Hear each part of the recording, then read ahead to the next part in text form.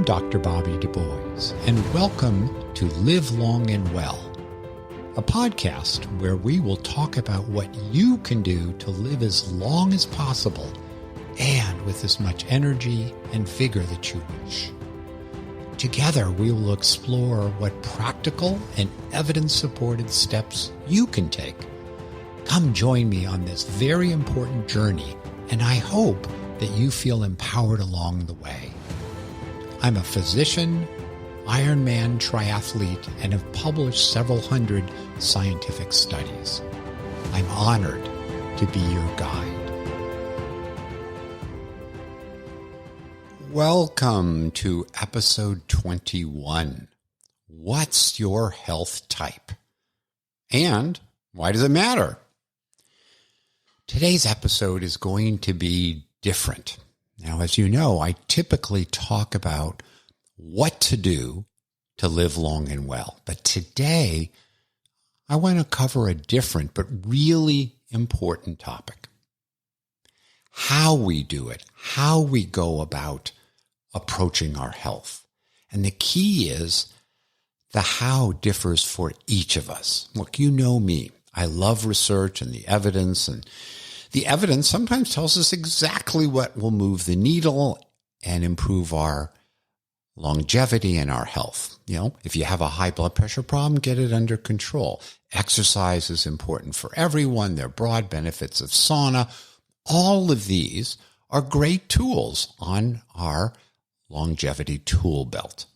And they typically apply to everyone. But as I've been creating this podcast and sharing it with family and friends and talking with you, I've noticed something really interesting, or at least very interesting to me. The way each of us approaches health is different because we are fundamentally different people. Here's an example. I'm one of 4 kids in my family. I have an older sister, an older brother, and a younger sister. And we're all generally healthy people.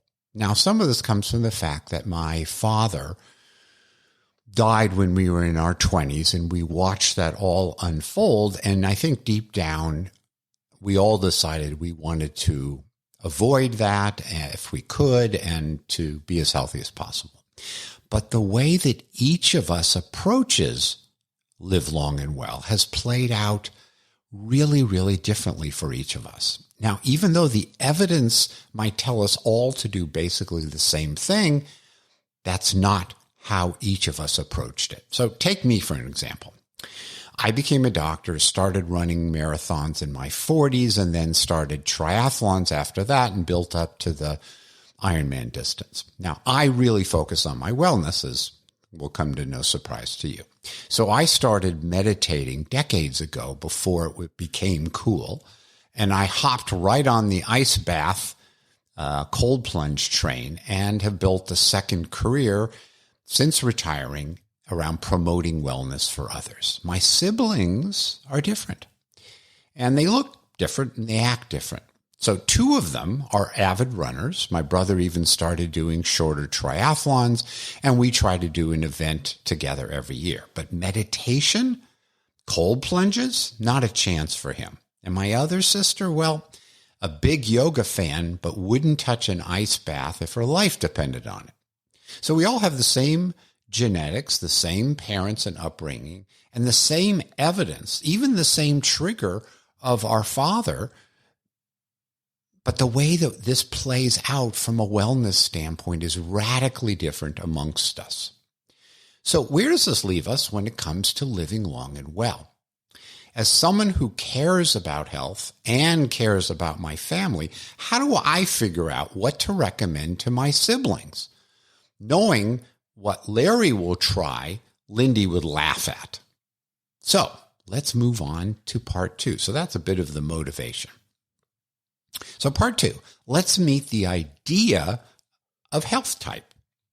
The other day, I was having this exact same conversation with my daughter, that folks differ in how they approach health. Now, she's a business and marketing strategist, and she said to me, "Daddy, it sounds like you need a quiz." Okay, here's an aside. Daddy is perhaps the most wonderful word in the English language, especially if spoken by an adult daughter or son. 3-year-olds call you daddy. That's delicious. When your adult daughter or son calls you that, what a wonderful sound. Okay, Rachel, of course, knows my brothers and sisters really well. And so one morning we sat around and mapped out exactly how our friends and family seem to approach wellness. And what we realized is there are 5 distinct ways that people tend to approach living long and well. So, preview of coming attractions, or at least it's now available, we put together a quiz. And it'll take you 2 minutes, and it'll tell you your health type, and you'll learn a lot about yourself in the process. There's going to be a link in the show notes, or just go to my website, which is drbobbylivelongandwell.com. Take the quiz, and I really look forward to feedback. Okay, so why is all this important? Well, at the end of the day, I could write up a many-page prescription for all the things each of my siblings might do to live long and well, or for each one of you. But if you calculate the number of hours it would actually take to do all of these things, in addition, of course, is you have a normal life where you work and you sleep and you eat and you try to have a little bit of fun, it turns out we just don't have enough hours in the day for most of us, or frankly, the energy to do it all. So if we don't actually have time to do all things to live long and well, unless we sort of give up everything else in our life, where the heck do we start? And how do you prioritize what you personally should be doing? Because as it turns out, you're going to have to choose. And that's where your health type comes in, and I think can be very, very helpful. So if I'm going to recommend a longevity protocol to my older sister, it's going to have to revolve around things she enjoys, like yoga, meditation, and connecting with family and friends. It doesn't matter how much high-intensity exercise or cold plunging I tell her to do, she's just not going to do it, because that's simply not how she engages with wellness. My brother, on the other hand, he might be convinced. Now, he's really determined once he has a specific goal in mind, but the rest of the time, he's not necessarily searching for all the other things he could do. And that's a problem, because as he ages, as we all age, there are inevitably more levers we probably need to do to stay healthy. And if you focus on just one aspect of health, you're missing out on many ways to live long and well. Yeah, and you've probably even noticed yourselves as you listen to this podcast. I bet you've clicked on some episodes, but not on others. And you've probably chosen to listen to things that spark your interest, and that's okay. I don't expect you to engage with every topic the same. But when it comes to live long and well, understanding how to put together your own personalized regimen is really critical, because it's not apples to apples. What you do is likely to look different than your spouse or your friends or your kids. And that's okay. And the important thing is that you know how to figure it out for yourself. All right, with that motivation and background, let's go to part 3. So what are the different health types? So at a high level, there are 5 different ways we approach our health. And I'm going to talk through them briefly here. Now, if you go to the show notes and go to the link to the health quiz, it'll take you 2 minutes, and you can learn a lot more about your specific health type, and you'll get a report that shows you all sorts of things about yourself that I hope will be really enlightening. Share this with your spouse and your friends. Let them do the quiz too. And who knows, you may all be transformed in ways that you might not think possible. Okay, here's a quick overview of the 5 health types. Holistic health hacker. That's the first one, and that's what I am. So this is my health type, or health archetype, as these things are called. Health hackers tend to be people who focus on basically all aspects of health. I think about exercise and nutrition and sleep and cold plunges.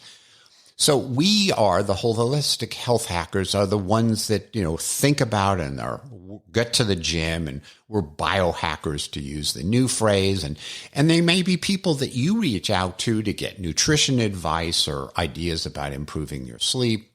Now, we love wearables. I love measuring my sleep, and I'm eager to understand what's the newest and latest information that I might consider in my health regimen. Now, the problem with holistic health hackers is that we're already spending a lot of time doing all the things to stay well. And eventually we run out of gas. It starts to feel like, boy, this is a really big burden spending my life focused in this way. And as we age, things begin to go wrong. We might get an injury or a chronic condition. And when that happens, we get demoralized, because no matter how hard we try, these things are going to happen. Aging's going to happen. And then it becomes really hard for us. So that's the holistic health hacker. The second type is my brother, the single-minded achiever. Now, these folks are driven, but they focus on only one or two aspects of their health really seriously. So maybe this is someone who really focuses on nutrition and weight loss, or they're really focused on being a runner or a cyclist, or they have a very regular yoga practice. So these folks, the single-minded achievers, are wonderful with routines, setting goals, going after what they want, and most of the time that's great. They have passion for the areas they're interested in. Could be nutrition, could be mindfulness, could be fitness, but they're not necessarily looking for new or alternative ways to stay healthy, unlike the holistic health hacker, like me, where I'm always looking for something new.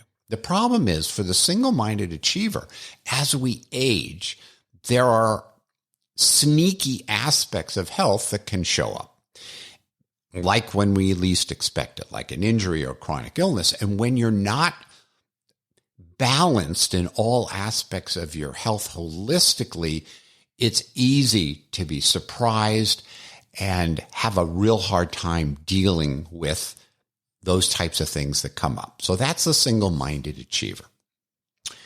Okay, next, and this turns out to be the most common one. I've had about 100 people already that have answered the quiz, and 40% of them fit into this category, which is called the purposeful path planner. Now, these folks are amazing. They really want to improve their health, and they love learning about how to do it. They read blogs and podcasts and books and talk to people. They're curious and they're driven. But sometimes they're filled up with so much information, they can't sort through it by themselves. Well, this article says I should do this. This article and podcast says I shouldn't do this. This article says there's something else I should be doing. These folks can get really analysis paralysis, and they have anxiety because they're not sure which way to go. There's a lot of these folks out there, and I know them really well because there are many of them in my family and friend circle. Now, their greatest strength, which is probably true for lots of us, actually becomes our Achilles heel. And that's a problem, because as health issues arise, we need to move forward with a sense of urgency. And when these people are challenged in this way, they can get stuck. They need help wading through all the options and help setting the right direction for themselves. So these purposeful path planners are trying to make it all work. They're looking at lots of information, but they're having a hard time making a decision and moving forward. Okay, the next one, which is the second most common, is the contentment creator. And again, in the 100 or so we've done so far, there's about 25% of us that fit into contentment creators. And I got a bunch of these in my family, so I admire them, and I think I understand some of the issues that they address. So they are masters of understanding what matters to them. Now, that could be spending time with their family or traveling, walking with friends, and they do value their health. But in general, and this is the important issue, health needs to fit into their lifestyle, not the other way around. The holistic health hacker sort of issues of health are front and center. For the contentment creator, life is front and center and health kind of needs to fit in somewhere. So what this means for the contentment creator is that sometimes they miss some of the easy health opportunities that could make a real difference in their longevity. These contentment creators typically don't want to do anything drastic, but with some small evidence-based changes now, that can make a real difference down the line if they're willing to sacrifice just a little bit. But again, if you're a contentment creator or you have somebody in your life who is, you have to approach discussions about health in ways that make sense for them. Okay, the fifth archetype is the hopeful health seeker. These are folks I really admire.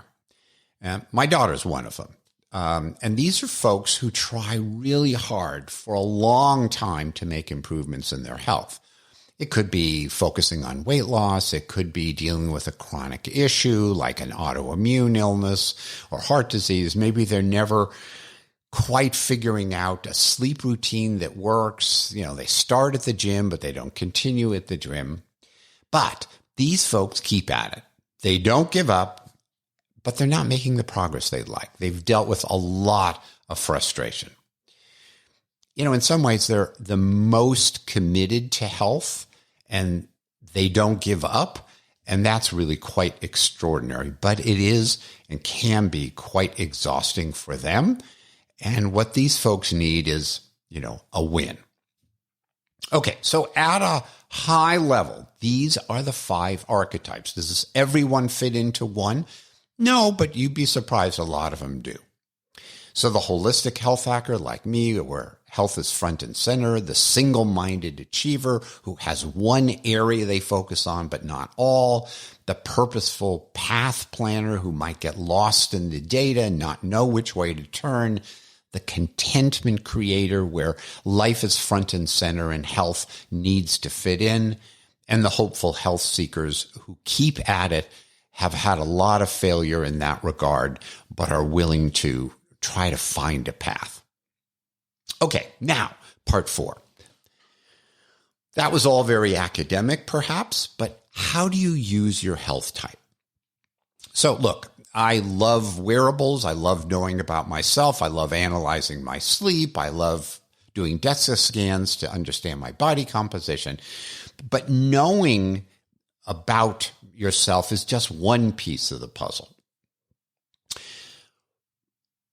The point of knowing is that you can now figure out what might work for you or your spouse or your loved ones or your friends. Because again, what might work for you isn't necessarily what's going to work for anybody else. Now, there's a second aspect of your health type. So the first is sort of knowing who you are or this person is and helping to motivate them in ways that will ring true. So many of us have been around people who we know health should be important, and they're not moving forward as much as you might hope or they might hope. And now we realize that our different health types may drive that. And so we can be better with ourselves and better with those we love. But there's a second way to think about health type. And that is, it turns out, our health type isn't static.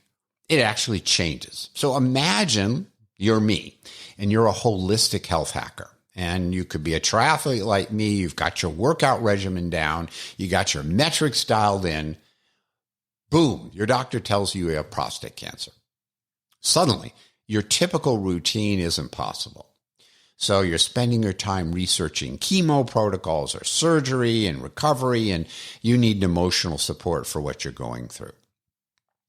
And to add to the problem, without your workout routine, your mood starts to suffer. And for the first time, you may be dealing with depression. Seemingly overnight, everything changes. How you view your health, how you gather information about your health, and even what you're able to do to stay healthy.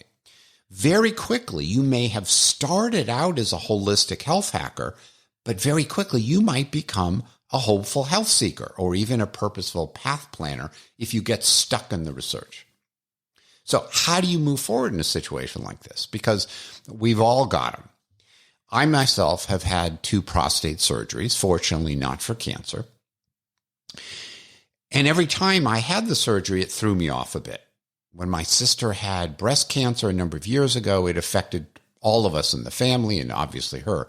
And how we think about preventable care also changed. So the key to understanding the new challenges you're facing with these new health triggers is understanding your health type and how that can change and how you might react in a certain way normally, but when something pops up, you may react really differently.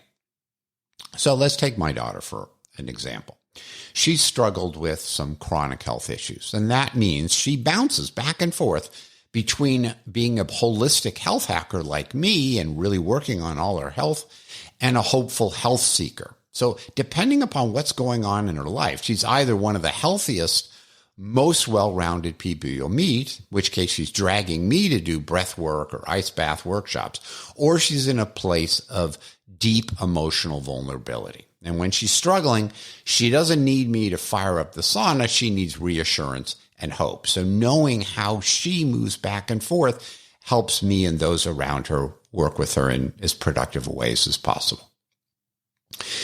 So it's a different way of supporting ourselves, understanding our health type, and supporting the people around us, because health is dynamic and we have to change with it.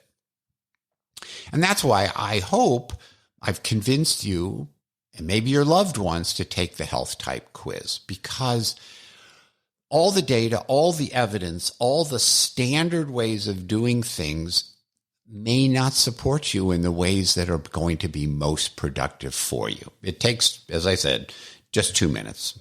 So finally, even when your health isn't changing, most of us have more than one health type. So although you may primarily be somebody who, is a purposeful path planner and enjoying finding new information, but having some difficulties making decisions, you have a secondary type, which might be a contentment creator, somebody who really feels that life is important and health needs to fit into it. So that secondary type is also lurking in the background and may pop up as health challenges arise. All right, so what's next? Well, if you haven't done the quiz, please take the quiz. It'll open up a whole new level of understanding when it comes to the best path for you to live long and well. It's free, obviously. And my hope is that it helps you. And I truly, truly want feedback. So let me know what you learn and how it's working for you and how we might make this better. And you can find the link in the show notes. Or again, just go to my website, which is drbobbylivelongandwell.com. Now, once you take it, it'll give you the results for you. There'll be some emails that'll come to you about your health type.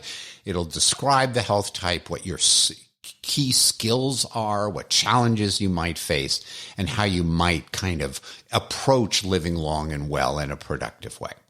I'll also send you, some resources that might help you to understand your specific health type, some selected podcast episodes. And I'm also going to use this concept of health type in the podcast as we move forward. And the types, as I talked about, are really relevant. Whether you're reading a health headline or wondering whether it's accurate, or whether, changes in your exercise program are needed. So as you move from your 30s and 40s and beyond, and how that works, or how to consider alcohol and its impact on your brain and general health, and whether you're willing to modify your alcohol intake. Each of these topics affect us in different ways, and I hope I can be sensitive to the different health topics using this health type construct. And coming soon, I'll be sharing some opportunities you might work more closely with me directly if you want. So please let me know what you think of this podcast episode, the health type approach, the quiz, and whether the results seem accurate to you. We are all on a journey together. And as always, I hope your journey helps you to live long and well.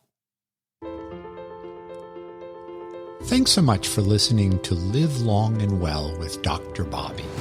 If you like this episode, please provide a review on Apple or Spotify or wherever you listen. If you want to continue this journey or want to receive my newsletter on practical and scientific ways to improve your health and longevity, please visit me at drbobbylivellongandwell.com. That's doctor as in DR, Bobby, livelongandwell.com.